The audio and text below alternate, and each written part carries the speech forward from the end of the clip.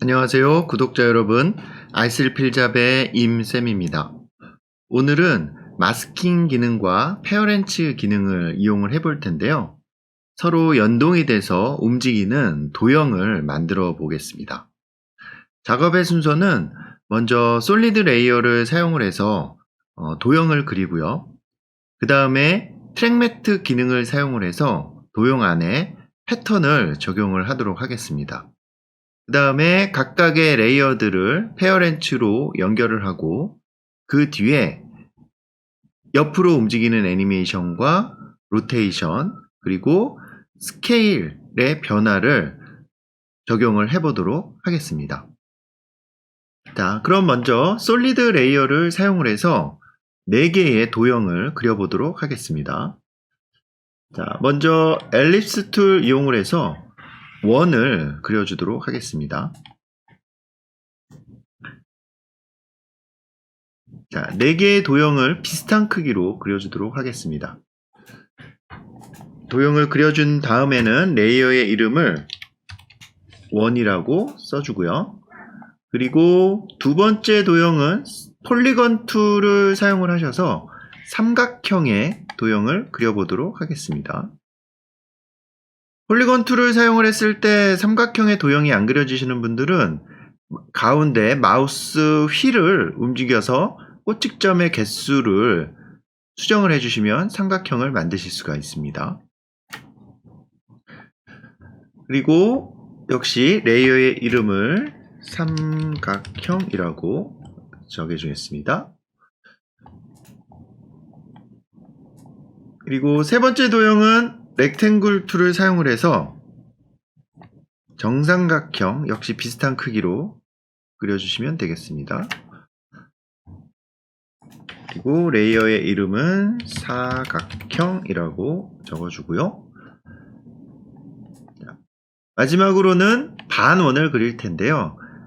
엘립스 툴을 사용을 해서 원을 그리고 그 다음에 이 원을 마스크 처리를 해서 반원으로 만들도록 하겠습니다. 그러면 솔리드 레이어에 마스크 처리를 하기 위해서는 일단 렉탱글 툴로 바꿔주시고요. 그 다음에 제가 지금 가리키고 있는 이 버튼 크리에이트 마스크 버튼을 활성화 시켜 주시고 그 다음에 원에 사각형의 마스크를 처리를 해주시면 반원을 만드실 수가 있습니다. 레이어의 이름도 반원이라고 정해주고요. 이 4개의 도형을 가운데 위치로 옮겨서 레이아웃을 정리를 하도록 하겠습니다. 자, 이렇게 일렬로 레이아웃을 정리를 했고요. 그리고 이 각각의 도형의 앵커 포인트를 중앙 하단으로 옮기는 작업을 하도록 하겠습니다. 그러면 펜 비하인드 툴 선택을 해주시고 자, 제일 아래에 있는 원부터 앵커 포인트의 위치를 하단으로 수정을 해주겠습니다. 자, 이렇게 위치를 해주시고요. 역시 하나씩 선택을 하셔서 하단에 위치를 해주시면 되겠습니다. 자, 여기까지 도형 그리기가 끝났습니다. 그리고 이제 두 번째 순서로 넘어가면 되는데요. 두 번째 순서는 제가 링크로 드린 그 소스를 다운로드 받아보시면 여러 가지 패턴들이 있습니다. 이 각각의 패턴들을 방금 만든 도형에 적용을 해보도록 하겠습니다. 저는 제일 아래에 있는 원에 적용될 패턴은요. 이 버티컬 줄무늬 패턴을 적용을 해보겠습니다. 자, 일단은 원 아래에다가 적용될 패턴을 이렇게 가져다 주시고요. 자, 그리고 선택 툴로 바꾸신 다음에 이 원의 크기에 맞게 적당하게 크기를 조절을 해주십니다. 자, 이렇게 원 아래에 패턴을 깔아준 다음에요. 여기서 좌측 하단에 있는 3개의 버튼 중에서 가운데에 있는 버튼을 활성화시키시면 트랙 매트 기능이 활성화가 됩니다. 자, 이 트랙 매트 기능을 이용을 해서 이 원 안에 패턴이 적용되도록 해주겠습니다. 자, 그러면 이 패턴의 트랙 매트의 영역을 알파 매트 바로 위에 있는 원을 선택을 해줍니다. 자, 그럼 지금 보시는 것처럼 이 스트라이프 패턴이 원의 형태로 마스킹 처리가 되는 것을 보실 수가 있습니다. 자, 이와 같은 방법으로 나머지 도형에도 여러분들이 원하시는 패턴을 적용시켜 주실 수가 있습니다. 삼각형 같은 경우에는 마름모 패턴을 적용을 해 보겠습니다. 자, 역시 삼각형 아래에 패턴을 적용을 해 주시고요. 지금 스케일이 굉장히 크기 때문에 스케일을 일단 조정을 삼각형의 크기에 맞게 조정을 해 주시고요. 조정이 끝나셨으면 이 마름모 패턴의 트랙 매트 기능을 이용을 해서 알파 매트 삼각형으로 적용을 해줍니다. 자, 그럼 역시 이 마름모꼴의 형태의 패턴이 삼각형 안에 적용된 것을 보실 수가 있습니다. 자, 그 다음에 사각형에는 버버리 패턴을 한번 적용을 해보도록 하겠습니다. 자, 버버리 패턴은 사각형 하단에다가 이렇게 위치를 시켜주시고요. 자, S를 눌러서 패턴의 크기를 사각형의 크기에 적당한 크기로 맞춰줍니다. 자, 역시 이 버버리 패턴의 트랙 매트 기능을 알파 매트 사각형으로 적용을 해줍니다. 자, 그 다음에 반원의 패턴을 적용을 해보겠습니다. 반원은 철판을 한번 적용을 해보겠습니다. 그러면 반원 아래에다가 이 철판 패턴을 적용을 해주시고요. 역시 S를 눌러서 스케일 기능을 이용을 해서 크기를 반원의 크기에 맞춰주도록 하겠습니다. 자, 그 다음에 이 철판 패턴의 트랙 매트를 이용을 해서 반원으로 마스킹 처리를 적용을 해주도록 하겠습니다. 자, 이렇게 각각의 도형에 패턴을 적용을 해봤는데요. 자, 그러면 한번 제일 아래에 있는 원을 한번 움직여 볼 텐데요. 자, 이렇게 트랙 매트가 적용이 되면 이 트랙 매트로 쓰인 레이어의 눈은 이렇게 자연스럽게 꺼지게 됩니다. 자, 그리고 포지션 기능을 이용을 해서 포지션을 한번 이동을 해볼 텐데요. 자, 지금 제가 원 도형을 움직이고 있는데 지금 아래에 있는 패턴과 같이 움직이지 않고 있는 것을 볼 수가 있습니다. 자, 그러면 패턴과 이 원이 같이 움직임을 얻기 위해서는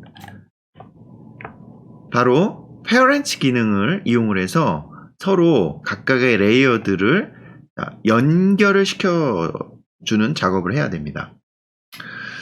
자, 그러면 이 버티컬 패턴을 원에다가 이렇게 연결을 시켜주고요.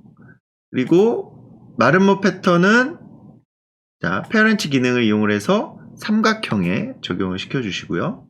그 다음에 이 버버리 패턴은 사각형에 적용을 시켜주시고요. 그리고 이 철판 패턴은 페어렌치 기능을 이용을 해서 반원에 페어렌치를 적용을 시켜주시면 되겠습니다. 자, 그러면 이 도형을 다시 한번 움직여 볼 텐데요. 자, 도형을 이렇게 움직였을 때 지금 보시는 것처럼 밑에 있는 패턴도 같이 따라서 움직이게 되는 것이죠. 자, 그 다음에 이 각각의 도형들이 애니메이션이 될 텐데요. 지금 애니메이션이 될 때 서로 연동이 돼서 움직여 주게 해줘야 됩니다. 그러면 이 각각의 레이어들이 역시 페어렌츠로 연결을 시켜줘야겠죠. 그래서 페어렌츠를 연결시키기 위해서 위에서부터 아래로 페어렌츠를 연결을 시키겠습니다. 자, 그러면 반원은 사각형의 페어렌츠가 되고요. 그리고 사각형은 삼각형의 페어렌츠가 되고요. 그리고 삼각형은 원의 페어렌츠로 연결을 시켜주겠습니다. 자, 이렇게 되면 원을 움직이게 되면 지금 보시는 것처럼 위에 있는 세 개의 도형이 같이 움직임이 적용되게 되는 것이죠. 자, 그러면 먼저 좌측에서 등장을 해서 우측으로 빠져나가는 애니메이션을 적용을 해보도록 하겠습니다. 자, 일단 원의 포지션의 애니메이션을 적용을 해줄 텐데요. 지금 좌측 끝으로 이동을 시켜주시고요. 키프레임을 적용을 한 다음에 1초 뒤에 센터로 이동을 하겠습니다. 자, 그리고 3초 동안은 현재 위치를 유지를 하게 될 것이고요. 그리고 4초 후에는 우측으로 이렇게 이동을 해 나가도록 하겠습니다. 자, 그러면 애니메이션을 봤을 때 이렇게 애니메이션이 되겠죠. 그리고 로테이션 되는 애니메이션도 적용을 해보도록 하겠습니다. 자, Shift R을 눌러서 로테이션 키를 열어주시고요. 자, 로테이션을 적용을 해보겠습니다. 자, 이렇게 좌측으로 약간 쓰러지는 액션을 줬고요. 키프레임을 적용시켜 주신 다음에 이렇게 가운데로 위치했을 때는 살짝 앞으로 쓰러지는 액션을 적용을 해보겠습니다. 그리고 제자리에서 약간 흔들리는 그런 움직임을 좀 줄 텐데요. 약간씩 흔들림을 적용을 해주도록 하겠습니다. 이때 여러분들이 미세하게 각도를 움직이시려면 컨트롤 키를 누르고 이렇게 움직여 주시면 미세하게 움직임을 만들어 주실 수가 있습니다.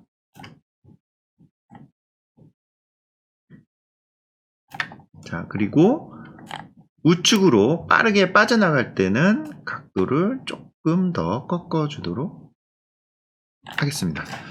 자, 이렇게 해서 애니메이션을 한번 확인을 해볼 텐데요. 자, 이렇게 흔들거리면서 좌측에서 우측으로 이동하는 애니메이션이 만들어졌는데요. 자, 애니메이션이 좀 심심하게 만들어졌죠. 자, 여기서 로테이션의 움직임을 복사를 해서 위에 있는 레이어에다가도 적용을 해보도록 하겠습니다. 자, 그러면 로테이션 속성을 선택을 해서 키프레임을 선택을 해주시고요. 그 다음에 컨트롤 C 해서 복사를 해줍니다. 자, 그러면 제 삼각형의 로테이션 R을 눌러서요. 로테이션 값을 열어주시고요. 자, 여러분들이 컨트롤 키를 누르고 우측 방향키를 5번 이동을 해서 여기 로테이션에 적용을 시켜주도록 하겠습니다. 자, 이렇게 적용을 시켜줬고요. 그 다음에 역시 사각형에도 로테이션을 적용을 해줄 텐데요. 5프레임 이동한 다음에 키프레임을 컨트롤 V에서 적용을 해주겠습니다. 그리고 반원도 역시 컨트롤 키 누르고 5프레임 이동한 다음에 R을 눌러서 로테이션에 적용을 해주겠습니다. 자, 이렇게 되면 지금 보시는 것처럼 서로 각각의 흔들리는 정도가 다르게 지금 적용되고 있는 것을 볼 수가 있습니다. 자, 이렇게 보이는 이유는 역시 각각의 도형들이 페어렌치로 지금 다 연결이 되어 있기 때문에 아래에 있는 레이어의 애니메이션에 위에 있는 도형들이 영향을 받고 있기 때문이죠. 자, 그러면 여기에다가 스케일이 변하는 움직임을 또 적용을 해보도록 하겠습니다. 세 번째로 스케일의 크기를 애니메이션 해보도록 하겠습니다. 이 각각의 도형을 선택을 해주시고요. 자, S를 눌러서 스케일 속성 값을 열어주십니다. 그리고 인디케이터는 1초에 놓고요. 애니메이션을 적용을 해보겠습니다. 자, 가장 밑에 있는 원의 스케일 값을 변화를 줄 텐데요. 1초일 때 스케일의 값은 100, 그리고 컨트롤 시프트 우측 방향키 눌러주시고요. 원의 스케일의 값을 150으로 입력을 해주도록 하겠습니다. 자, 그럼 지금 보시는 것처럼 원의 스케일이 커지면서 위에 있는 도형들도 역시 스케일이 변화가 생겼는데요. 자, 가운데 있는 삼각형에도 키프레임을 적용을 해주겠습니다. 자, 1초일 때 100이고요. 자, 10프레임 다음에서는 50을 입력을 해주겠습니다. 자, 그러면 아래에 있는 원은 50만큼 커졌지만 위에 있는 삼각형은 50만큼 작아졌기 때문에 원래 크기를 유지를 하고 있는 것을 볼 수가 있습니다. 자, 그러면 20프레임을 이동을 하겠습니다. 그럼 컨트롤 시프트 우측 방향키 2번 눌러서 20프레임 이동을 시켜줬고요. 자, 이번에는 삼각형의 스케일이 변하는 애니메이션을 적용을 해보겠습니다. 자, 그러면 현재 위치에서 원과 삼각형과 역시 사각형에도 키프레임을 적용을 해주겠습니다. 그리고 컨트롤 시프트 우측 방향키 한번 눌러서요. 자, 아래에 있는 원의 스케일은 100으로 돌아오도록 하고요. 그리고 삼각형의 스케일은 150을 입력을 해주겠습니다. 그럼 사각형은 얼마가 돼야 될까요? 자, 사각형은 50으로 스케일이 줄어들면 되겠습니다. 자, 그럼 이렇게 애니메이션이 됐을 때 램프 리뷰를 걸어서 보면요. 자, 이런 식으로 원이 커졌다가 삼각형이 커졌다가, 자, 그 다음에 마지막으로 사각형이 또 한번 커지도록 해주겠습니다. 그럼 역시 컨트롤 시프트 우측 방향키 2번 눌러주시고요. 그리고 원과 삼각형, 그 다음에 사각형, 자, 이번에는 이 반원에도 키프레임을 적용을 해주시고요. 그리고 컨트롤 시프트 우측 방향키 한번 눌러서 이번에는 사각형의 크기를 150으로 크기를 이동시켜 주시고요.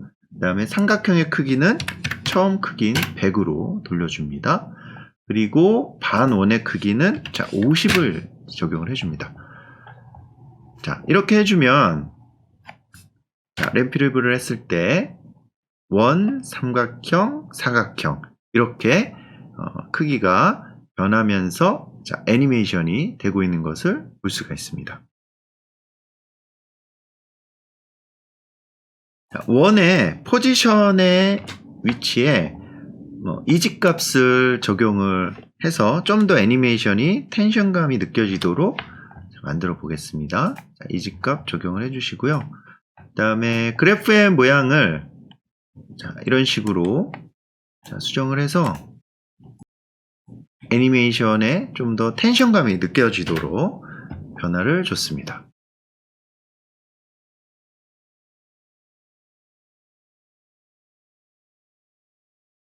이렇게 해서 오늘은 트랙 매트를 이용을 해서 마스킹을 적용하는 방법과 각각의 레이어들을 페어렌치로 연결을 해서 서로 움직임의 변화가 연동되도록 애니메이션을 만들어 봤습니다.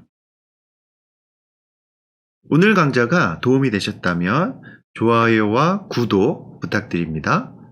그러면 다음 강의에서 찾아뵙도록 하겠습니다. 여러분, 안녕히 계세요.